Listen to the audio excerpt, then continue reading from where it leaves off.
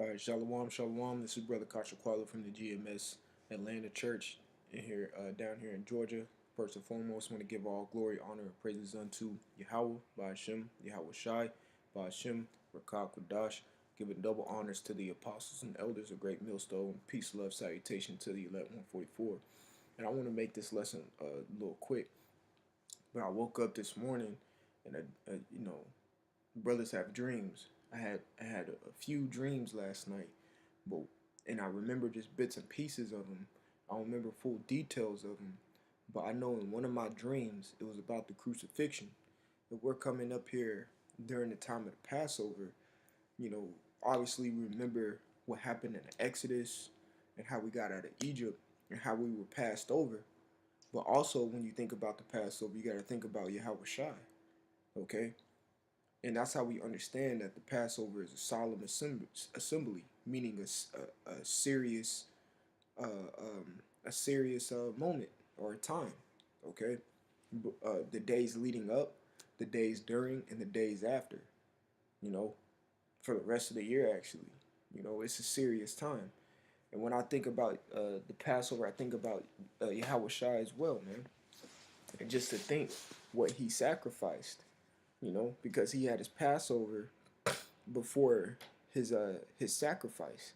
Okay? And I'm gonna jump right into the scriptures. This is Hebrew chapter 7 and 27.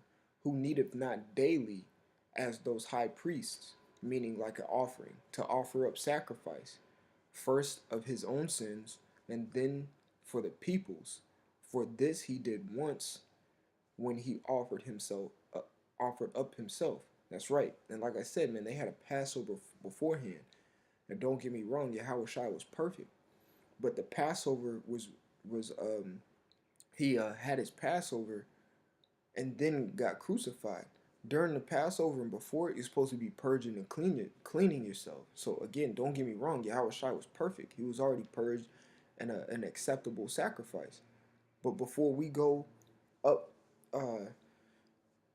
to the Passover, we have to purge ourselves. Any demons, any animosity between brethren, clear that out, man. You know what I'm saying? But Yahawashi was doing the same thing. He fasted 40 days, 40 nights, all obviously way before this, you know. But then he gave himself as a acceptable sacrifice. It's the same thing here. Okay? We purge ourselves before the Passover. The scriptures tell us to be a living sacrifice, but that sacrifice has to be clean. Okay, you don't want to come to the altar polluted, like it speaks about in Malachi, the first chapter.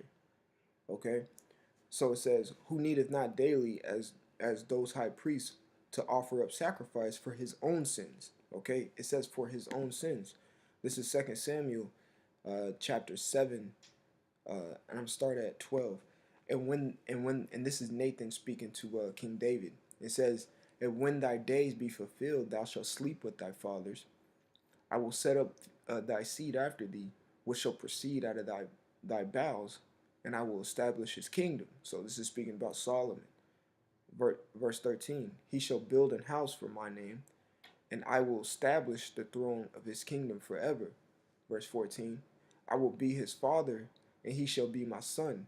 If he commit iniquity, I will chasten him with the rod of men, and with the stripes of the children of men." Verse 15, "But my mercy shall not depart away from him, as I took it from Saul, whom I put away before thee."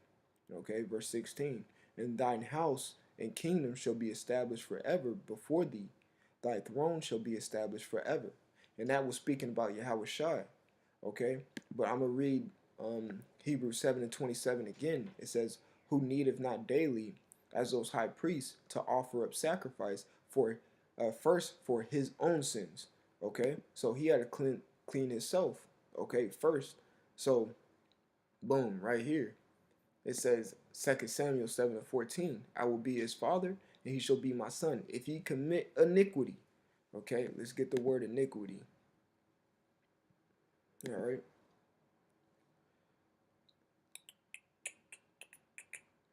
Which means to bend, twist, distort, to bend, be bowed down, to be twisted, be perverted. When you look up perverse, it goes in it's along the lines synonymous with iniquity. Okay, to do wrong, commit iniquity. So to do wrong, and King Solomon did do wrong. Okay, as we know, Yahawashi was King Solomon. All right, and we know that King Solomon was not, chastened with the rod of men. Okay, he wasn't. He was not chastened with the rod of men. Okay, and with the stripes of the children of men. All right, but Yahawashi was. Okay, when you read Matthew, the 26th verse through the rest of the 26th chapter through the rest of the book, he was beaten, he was chastened, he got crucified for all the iniquities that he did in his prior lives. Okay, so it says for his own sins, and then for the people's. Okay, so he says, and then for the people's, and that people's is the 1144, man, because he went on the cross for the children of Israel, but the elect of Israel for his gifts. But ultimately, what he did saved all of Israel. Okay, because all Israel is going to be saved anyway. Israel. Okay, he did it for Israel. All right, for this he did once. When he offered up himself. Okay, but it says, and then for the people's sins. Okay, so this is Isaiah 53:1, and I'm just gonna read through. Salak. No, let me start at 6. I'll start at 6. No, I'll start at 5. But he was wounded for our transgressions. And what is a transgression? Okay, breaking of the law. Okay, so it says the same thing as Hebrews 7:27, and he says, for his own sins first, and then for the people's. So for our transgressions, he did what he had to do.